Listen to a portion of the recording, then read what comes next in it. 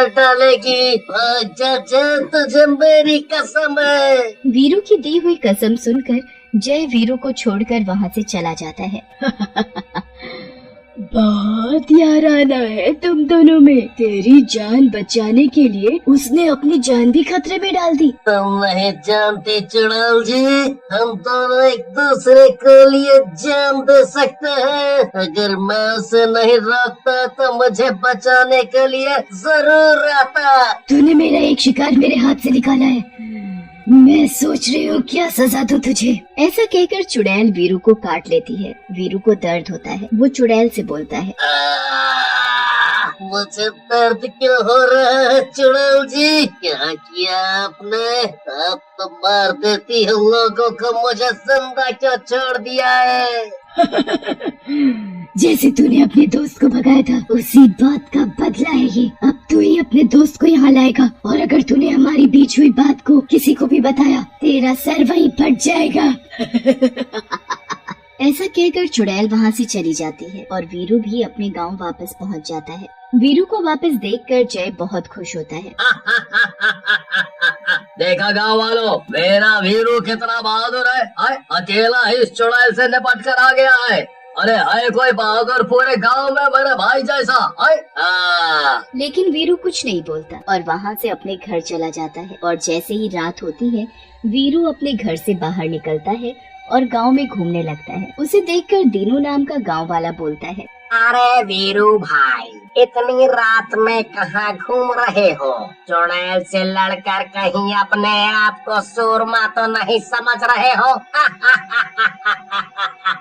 ज्यादा हंसी आ रही है तुझे, अभी बताता।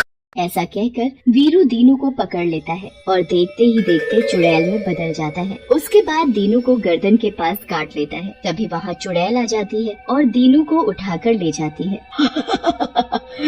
ये सब अब और दूसरे गांव वालों का खून पिएंगे। सब पर मेरा साया रहेगा, सब पर।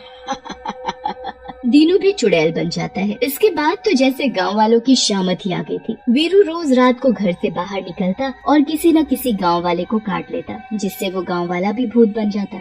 ये सब देखकर गांव वाले दुखी हो जाते हैं। एक दिन जय वीरू से मिलने जाता है। अरे वीरू, अरे भाई, कहाँ हो तुम आजकल? मुझसे मिलने भी नहीं आते, क्या हुआ? वीरू जय की बात सुनकर गुस्से में बोलता है, क्या तुमसे मिलने चला? मुझे क्या कोई और काम नहीं है? तुम खुद तो कोई काम करते नहीं, और अगर मैं कोई काम कर रहा हूँ तो भी दिक्कत है। अरे अरे अरे वीरू वीरू, अरे वीरू, अरे भाई, गुस्सा क्यों हो रहे हो? मेरा वो मतलब नहीं था। तुम अपना काम कर लो, मैं बाद में आता हूँ। हाँ। वीरू की बात सुनकर जय हैरान हो जाता है और वहाँ से चला जाता है और थोड़ी दूर जाने पर सोचता है, ये वीरू मुझसे ऐसे क्यों बात कर रहा है? और अब मिलने भी नहीं आता, कुछ गड़बड़ लगती है, मुझे पता करना पड़ेगा। उसी रात गांव में एक और आदमी गायब हो जाता है। गांव वाले जय के पास जाते हैं और बोलते हैं, भैया जय, हमें बचाओ, रोज कोई ना कोई मर्द गांव से गायब हो रहा है। ऐसे तो जल्दी ही पूरा गांव बिना मर्दों के रह जाएगा। अरे नहीं, तुम चिंता मत करो, हम गांव वालों की इस समस्या का कोई ना कोई हल जरूर निकाल लेंगे। उधर चुड़ैल भी अपने द्वारा बनाई और चुड़ैलों से खुश हो जाती है। वाह, ये मेरा एजेंट वीरू तो बहुत बढ़िया काम कर रहा है, लेकिन अब ज्यादा समय नहीं है। मुझे लगता है गांव पर हमला कर देना चाहिए। ऐसा कहकर चुड़ैल अपनी गुलाम चुड़ैलों से कहती है, चुड़ैलों, अब हम गिनती में बहुत बढ़ गए हैं। अब हमें इंतजार नहीं करना चाहिए और गांव पर आक्रमण करके उसे ही अपना घर बनाना चाहिए। तुम सब चलो मेरे साथ। फिर चुड़ैल और गांव वाले, जो कि वीरू के काटने के बाद चुड़ैल बन गए थे, गांव की तरफ जाते हैं। इधर गांव वाले और जय बात कर ही रहे होते हैं कि तभी एक गांव वाला, जिसका नाम चमकू होता है, उनकी ओर भागता हुआ आता है और बोलता है, अरे भैया, आप सब लोग यहाँ कहाँ बैठे हो? वहाँ चुड़ैल और उसकी सेना ने गांव पर हमला कर दिया है। चमकू की बात सुनकर जय बोलता है, अरे चमकू भैया, शराब तो नहीं पी रखी? चुड़ैल की सेना? मैं सही कह रहा हूँ भैया, मैं अपने खेत में टॉयलेट कर रहा था, अभी मैंने चुड़ैल और उसकी सेना को आते जाएंगे। अरे भैया घबराने की बात नहीं है, आने दो चुड़ैल और उसकी सेना को, हम गांव वाले मिलकर देख लेंगे। तब तक चुड़ैल भी वहाँ आ जाती है। आज सारे गांव वाले यहीं पर हैं। चलो अच्छा है, सभी एक साथ ही मेरे गुलाम बन जाएंगे। मेरी गुलाम चुड़ैलों, सब गांव वालों को काट लो और चुड़ैल बना डालो। चुड़ैल के ऐसा कहते ही सारी गुलाम चुड़ैलें गांव वालों की तरफ बढ़ती हैं और गांव वालों को काटने लगती हैं। चुड़ैलों के काटते ही बाकी के गांव वाले भी चुड़ैल बनने लगते हैं। ये देखकर जय घबरा जाता है। अरे भैया ये सब क्या हो रहा है? ऐसा तो सिर्फ विदेशी फिल्मों में देखा था कि किसी के काटने से इंसान शैतान बन जाता है, अब क्या होगा? तभी दो चुड़ैलें आकर जय को पकड़ लेती हैं और उसे काटने लगती हैं। लेकिन तभी वहाँ वीरू आ जाता है। शाबाश मेरे दोस्त, मुझे पता था कि तू मुझे बचा लेगा। ज्यादा खुश होने की जरूरत नहीं है जय, मैं खुद चुड़ैल हूँ। जल्दी से चुड़ैल के सीने पर महादेव के त्रिशूल से मार कर, नहीं तो मुझे तुझे ही काटना पड़ेगा। चुड़ैल का साया मुझ पे भी हावी हो रहा है।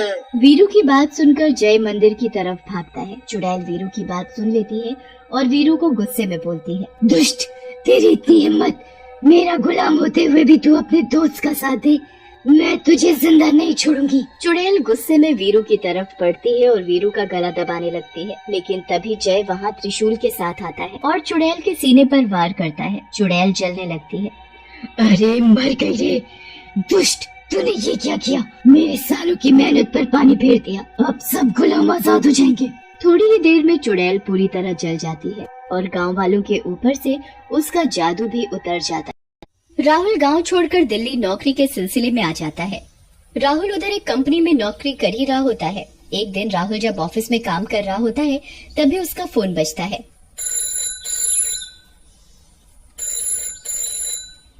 हेलो, कौन? फोन से आवाज आती है, सर मैं आशी बात कर रही हूँ, काखागा इंडस्ट्रीज से। ये सुनकर राहुल बहुत खुश हो जाता है। हाँ मैडम बोलिए। राहुल, हमारे यहाँ पर एक वैकेंसी है जो मुझे लगता है आपके लिए बहुत अच्छी रहेगी और आपकी प्रोफाइल से मैच करती हुई ही है। जी मैडम बताइए। ये वैकेंसी मुंबई में है, आपको मुंबई शिफ्ट होना पड़ेगा। ठीक है मैडम। देखते ही देखते राहुल उस नई कंपनी का इंटरव्यू क्लियर कर देता है और मुंबई चला जाता है। राहुल को थोड़े दिन के लिए उसकी कंपनी वाले होटल देते हैं, पर कुछ ही दिनों में राहुल को एक घर में शिफ्ट होना था। देखते ही देखते राहुल को एक अपार्टमेंट में एक रूम मिल जाता है जो खाली होता है। राहुल उधर अपना सारा सामान शिफ्ट करके बैठा ही होता है कि तभी उसका फोन बज जाता है। वो अपनी स्क्रीन पर देखता है तो उसकी माँ का फोन आ रहा होता है। हेलो माँ। हेलो बेटा। माँ मैं शिफ्ट हो गया हूँ नए अपार्टमेंट में। इतनी जल्दी? अभी 2 दिन पहले तो तुम कमरा ही देख रहे थे। वो हुआ यूं माँ, यहाँ पर इस कमरे के मालिक को जल्दी जाना था विदेश, इसलिए उन्होंने मुझे ये कमरा जल्दी दे दिया। क्या ये वही कमरा है जो तुम 2 दिन पहले देख कर आए थे? जी माँ। ये सुनकर राहुल की माँ बहुत डर जाती है। अरे बेटा वो जगह ठीक नहीं है, उस जगह भूतों का वास है। अरे माँ ये आपको किसने बोला? तेरे चाचा का बेटा है ना मोनू, मैंने उससे बात की थी और जगह बताई थी। उसने बताया कि वो जगह ठीक नहीं है, उधर आए दिन कुछ न कुछ घटना होती रहती है। राहुल अपनी माँ को तसल्ली देता हुआ, अरे माँ ऐसा कुछ नहीं है, मैंने यहाँ जांच पड़ताल कर ली है, यहाँ ऐसा कुछ नहीं है। पर मुझे मोनू ने बताया कि वो सोसाइटी भूतिया है। ओफो माँ, आप ये बेफजूल की बातों में मत आओ। हाँ मैंने अपने कमरे के ऊपर वाले कमरे को भूतिया सुना नहीं, पर मेरा कमरा ठीक है। बेटा ये बुरी शक्तियों का प्रभाव आसपास की जगह पर भी छोड़ती है। क्या उस कमरे से दूर कोई कमरा नहीं मिला तुम्हें? माँ आपको तो पता ही है, मुंबई में किराए का कमरा, वो भी ढंग का, बहुत मुश्किल और महंगा है। इस सोसाइटी में और भी कमरे थे और उनके मालिक अभी किराए पर देना नहीं चाहते थे। वहीं मेरे कमरे का मालिक विदेश जा रहा था, इसलिए उसने मुझे कमरा किराए पर और सस्ता दे दिया। काफी शांत इलाका है और यह मेरे कमरे के लिए अच्छा है। ठीक है बेटा, पर जल्दी से जल्दी पूजा करवा लेना, इससे सारी बला दूर रहेगी। अपना ध्यान रखना बेटा। ये बोलकर माँ ने फोन काट दिया। राहुल ने भी फोन रख दिया और सो गया। राहुल एक इंटीरियर डिजाइनर था और अपना बहुत सा ऑफिस का काम घर से ही किया करता था। अकेले शांति भरी जगह पर उसे नए नए आइडिया आते। बिना किसी बाधा के वो अपना काम किया करता। मुंबई में ऐसी जगह ढूंढना बहुत मुश्किल था। वो जहाँ रहता था वहाँ पर शांति थी। फिर वहाँ कुछ ही दिन में मुंबई मेट्रो का काम चालू हो गया, जिसके कारण उधर बहुत शोर रहता। एक दिन राहुल अपने रूम में बैठा होता है, तभी वो देखता है कि उसका लैपटॉप खुद ब खुद चल रहा होता है।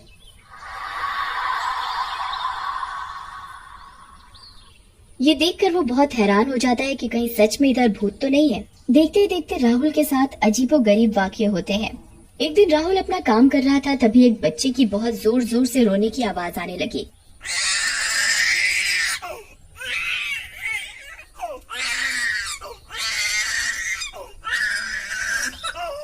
जैसे कि बच्चा उस कमरे के बाहर ही रो रहा हो। राहुल बाहर जाकर देखता है, पर उधर कुछ नहीं होता और आवाज एकदम से बंद हो जाती है। राहुल जैसे ही गेट बंद करता है, वैसे ही आवाज आनी शुरू हो जाती है।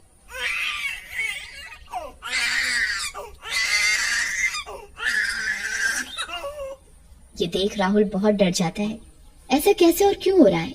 राहुल दोबारा गेट खोलता है, फिर से आवाज बंद हो जाती है। ये देख राहुल बहुत डर जाता है।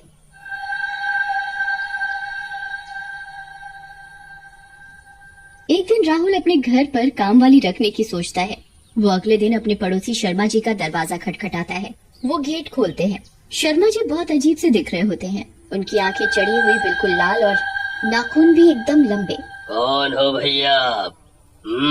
जी मैं आपके साथ वाले कमरे में नया शिफ्ट हुआ हूँ। जी हाँ, बोलिए। मुझे यहाँ काम वाली का पता करना है। आपकी काम वाली किस समय आती है? मैं उससे एक बार बात कर लूंगा जब वो आएगी। जब वो आएगी तो मैं बता दूंगा। ये देख राहुल बहुत अचंभित होता है। राहुल खुद से बात करते हुए, ऐसे कैसे पड़ोसी हैं ये? ऐसे तो कोई मुंह पर दरवाजा बंद नहीं करता। उसी दिन शाम को राहुल के घर की घंटी बजती है। राहुल दरवाजा खोलता है। वो उधर एक बहुत सुंदर औरत को देखता है। जी आप कौन? जी मैं शर्मा जी के घर पर काम करती हूँ। उन्होंने मुझे बताया कि आपको काम वाली की जरूरत है। राहुल देखकर हैरान हो जाता है कि ये इतनी सुंदर औरत काम वाली कैसे हो सकती है। इसने तो सोना भी बहुत सारा पहना हुआ है। जी हाँ, मुझे काम करवाना था। जी हाँ, मैं कर दूंगी साहब आपका काम। मैं रोज सुबह जब शर्मा जी का काम करूंगी, करते ही आपके घर आ जाऊंगी। ठीक है। अगले दिन कोमल राहुल के घर का काम करने आती है। कोमल पोछा लगाई रही होती है कि तभी वो देखता है कि कोमल की गर्दन चारों तरफ घूम जाती है।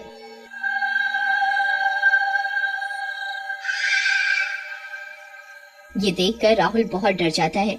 वो अंदर ही अंदर सोचने लगता है, ये कोमल अंदर ही अंदर ऐसे कैसे कर सकती है। आए दिन राहुल के साथ कोमल को लेकर अजीबोगरीब वाकये होने लगे।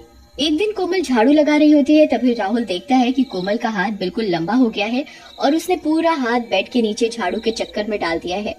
अरे ये क्या कर रही हो तुम कोमल? ये क्या हो रहा है तुम्हारे हाथ को? कोमल का हाथ एकदम ठीक हो जाता है।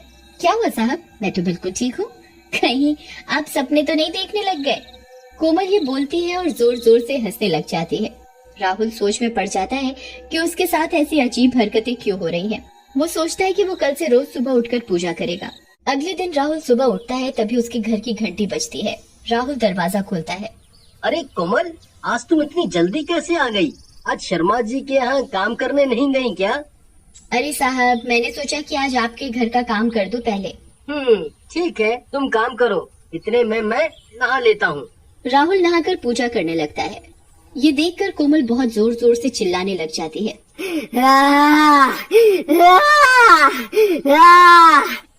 अरे ये क्या कर रहे हो? ये क्या कर रहे हो तुम? ये पूजा वूजा में कुछ नहीं रखा। ये सुनकर राहुल बहुत हैरान हो जाता है कि आखिर कोमल ऐसा क्यों कह रही है। कोमल पूरी कोशिश करती है कि राहुल पूजा ना करे। राहुल कोमल की ना सुनते हुए वहाँ जैसे ही मंदिर में दीपक जलाने लगता है, तभी कोमल राहुल को जोर से धक्का देकर पीछे गिरा देती है। अरे कोमल, तुम मुझे पूजा क्यों नहीं करने दे रही? कोमल तभी चुड़ैल का रूप ले लेती है। तू कैसे करेगा पूजा? मैं भी देखती हूँ आज। तुझको समझ में नहीं आ रहा कि तेरी पूजा करने से मुझे कितनी तकलीफ होगी। मेरी शक्तियाँ कम होती है तुम जैसे आदमियों की पूजा करने से। तू पूजा करेगा उससे पहले मैं तुझे जिंदा मार दूंगी। राहुल जोर से दरवाजे की तरफ भागता है और शर्मा जी के घर की घंटी बजाता है। शर्मा जी, कोई है? मुझे बचा लो। शर्मा जी, मुझे बचा लो। तभी शर्मा जी अपने घर का दरवाजा खोलते हैं। क्या हुआ राहुल? वो कोमल, वो कोमल, कोमल, वो कोमल, कोमल। क्या हुआ कोमल को? वो चुड़ैल है, वो चुड़ैल है। राहुल ये बात बोलता है, इतने में ही शर्मा जी अपने भूतों के अवतार में आ जाते हैं। हाँ, कोमल भूत है।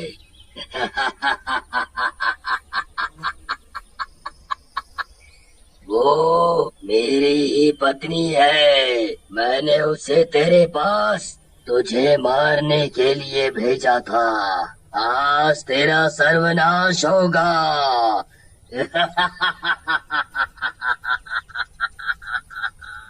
ये देख राहुल और भी डर जाता है। उसे बस एक ही उपाय समझ में आता है कि वो कैसे भी करके अपने कमरे में जाए और मंदिर का दीपक जलाए।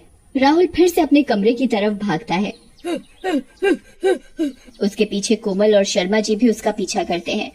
राहुल अपने कमरे में जाने के साथ ही अपने मंदिर का दीपक जला देता है और हनुमान चालीसा पढ़ने लगता है। ये देखकर शर्मा जी और कोमल बहुत जोर जोर से चिल्लाने लगते हैं। अरे, इसने ये क्या कर दिया? अब हम इसके पास नहीं जा सकते। ये पूजा करनी बंद करेगा, तभी हम इसे अपने जाल में ला सकते हैं। राहुल फोन कर अपनी माँ को सारी बात बताता है। उसकी माँ उस कमरे में हवन करवाने को बोलती है। राहुल अगले ही दिन अपने कमरे में हवन करवाता है। उसके बाद राहुल को वो भूत या चुड़ैल का कोई साया नजर नहीं आता।